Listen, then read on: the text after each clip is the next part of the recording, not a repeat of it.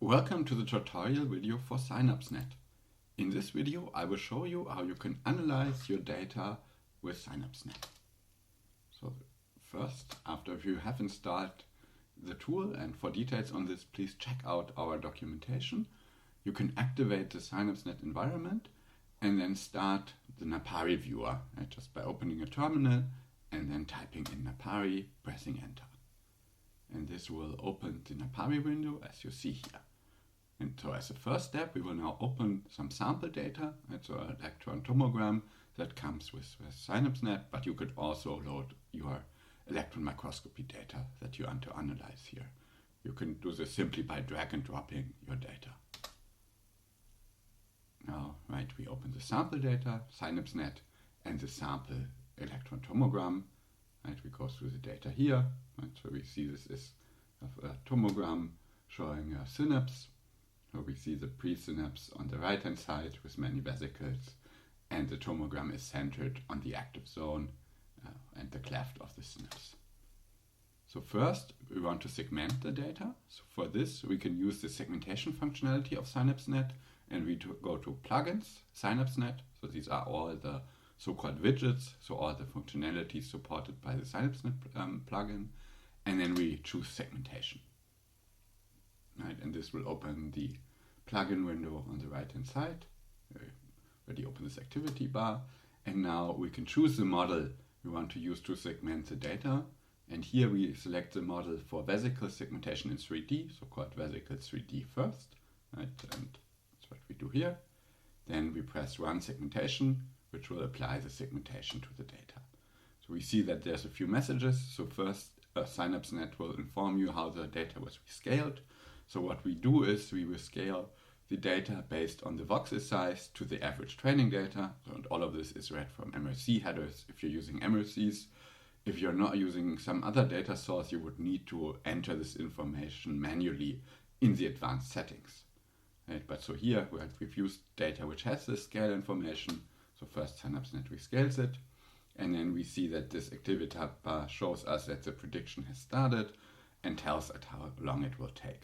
So here I'm running this on my laptop with the CPU, so it will take quite long, and in general it's not really recommended to use SynapseNet just with the CPU, but here I will just load the pre-computed segmentations, but ideally you would have a GPU, then this would only take like a minute or so, and you would see the segmentation results.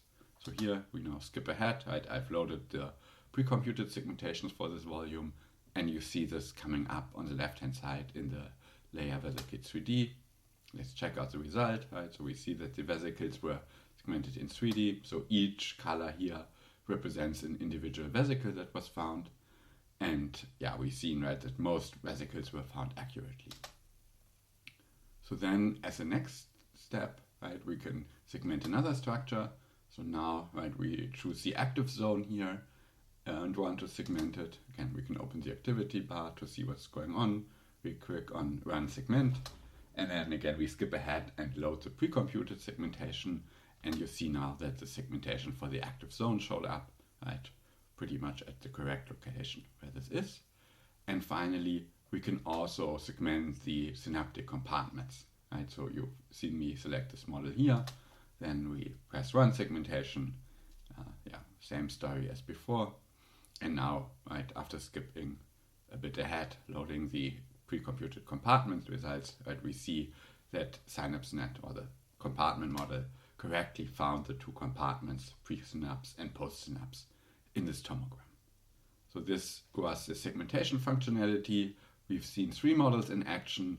We have a few more, So for example, also for segmenting mitochondria or for segmenting structures in ribbon synapses. But for this tomogram, we've only needed these 3. So as a next step, we want to further post-process this segmentation so that we can analyze this. So for this, we now choose the segmentation post-processing widget, So the lowest one here from the menu.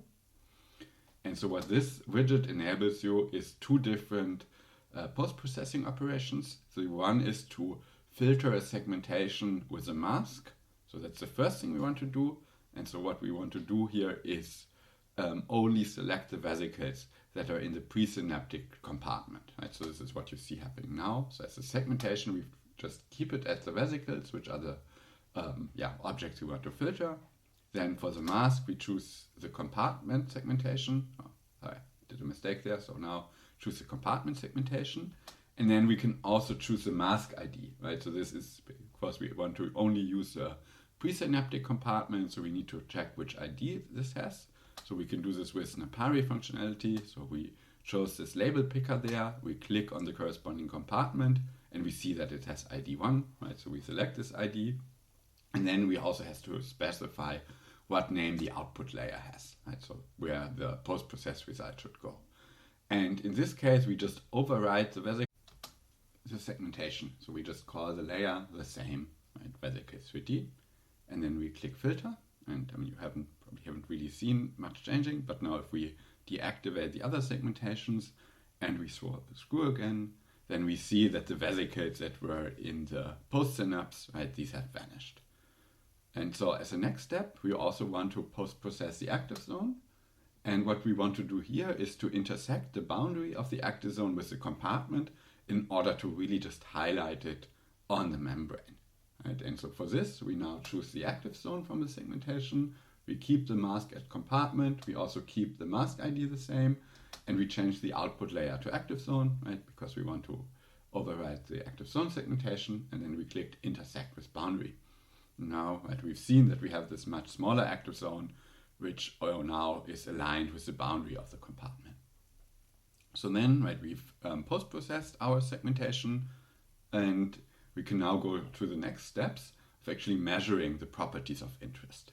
So first, we want to measure the distances of the active zone to the vesicles, and for this we can use the SynapseNet distance measurement.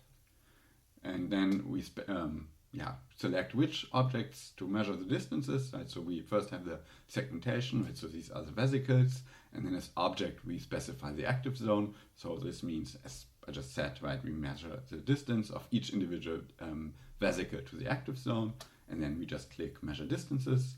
This takes a bit because it needs to compute a distance transform, but then we see the result. And so we see this in two different ways, right? So first, there's this new layer that you've seen shown up, this distances to active zone. And this is a shape layer that contains for each vesicle the line that corresponds to the shortest distance to the object. So in this case, to the active zone. So you see one of these here in 2D, but let's look at this in 3D to verify. Right? So we've now enabled the 3D view in Apari, and now we see all of the distances, right, as represented by these lines here in the 3D view of all the vesicles to the active zone. What we also see is that we had a table that popped up here, right? And so this contains the distance measurements in there. Right? So I've just removed it, but you've seen, right, that there was this distance column that gave for each vesicle the distance to the active zone. So now let's remove the distance plugin because we want to measure more. So what we also want to measure is the morphology of the vesicles. For this, we again go to plugins, SynapseNet, and then we choose the morphology and now there's this plugin or widget. And then what we do here is just click measure vesicle morphology. Again, we can choose the segmentation here that we should use, and it's already set to this vesicle segmentation. So we don't need to switch anything in this case. Then we just click measure vesicle morphology. And again, we see that we get this table here that now has the morphology measurements for each individual vesicles. You can go through, right, see that this has measured the radius, also the intensity of the underlying tomogram data, and so on. Right, so this is in this table. Again, we've now done all the measurements, so we can close this widget again. And now we want to go to the final step, which is to separate the vesicles that we have into two different pools. The pool of vesicles that are very close to the active zone, right, so docked vesicles, and the vesicles that are more far out, so attached, non-attached vesicles. So we can, again, for this we use the pool assignment widget that I just selected. And then what we can select in here is first of all the segmentation that we want to analyze. So this is already set to the vesicle segmentation that we want to use, but you could change it if it is set to something wrong for your data. And then we can choose up to two distances that we want to take into account. Right, so here this is already set to the distances to the active zone, and we only need one distance in our case, right? So distance to structure 2 we can just ignore, but in case you have complex criteria for your pool assignment that are dependent on 2 different distances to 2 different structures, so this would of course would for example be relevant in WIM synapses, then you can use the distance to structure 2 here. But again, for our example here it's not relevant.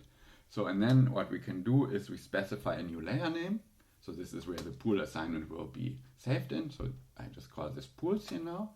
And then we define the first vesicle pool. So now this is this docked pool that I just talked about. So we just call this docked. And then we define the criterion for this pool.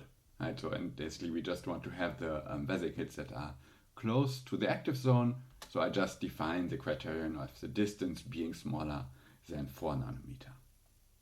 And so in this field here with the criterion, you can enter all of the column names that we've just seen in these 2 tables, right? The one with the distances and the one with the vesicle morphology. And then our plugin will filter out all the vesicles that match this criterion, right? And so in this case, it's just distance smaller 4. But if you had another criterion also for this pool, right? For example, just vesicles of a specific size, then you could just add this with a comma and add as many criteria as you want here. So, and then we just click on create vesicle pool, and you show that this layer pools has been created now on top of the layers. And if we deactivate the vesicles, we also now see that all the vesicles that match this criterion, so distance smaller than 4 nanometers, were assigned to this new dock pool here. Right, if we go through, right, we see this visually. And we also see on the right hand side a new table popping up, and we'll see look at this closer in a second. And now, right, we can add our second pool, so the non-attached vesicles. So we just change the name of the pool here to non-attached, and we change the criterion to a distance larger than 4 nanometers. And again, we click create vesicle pools. It also tells us how many vesicles are in this tool in this info box below. And right, visually we see now all these blue vesicles here that are in the non-attached pool. And here we see the table, right? So that contains both now these pool assignments and in the other columns all the measurements of distances and morphology that we did before. And finally, we can now also export the table, right? Just click on Save as CSV here, because you may now want to analyze this with some other software. Right, so we just give it a file name like vesiclepools.csv, for example, and we save it. And now, right, you can just open this file with Excel or any other software that supports CSV files. Right, so this is what I do here now. Right, so we open this, because I'm on Linux, we use LibreOffice. And you see now, right, that we have this as this Excel table with all the measurements that we've taken, right? The pool ID for each vesicle, but also the radius and the intensity features and the distance to the active zone. And now, right, if you want to sort of look at different properties of pools, or also want to do this for multiple tomograms and compare different experimental conditions, you can do this based on these tables. And of course, if you want to run this for many, many tomograms, it makes sense to automate your analysis, right, fully with a Python script. Although you should, of course, always double check that your results are correct, because the segmentation networks can make errors that can lead to errors in your analysis. So then you would need to manually correct this. But in any case, if you want to learn more on how to automate this kind of analysis, please check out our documentation on the command line interface and the Python library. Yeah, and so that was everything for this video tutorial. Thanks for listening, and I hope our tool helps you in automating your Synapse analysis tasks.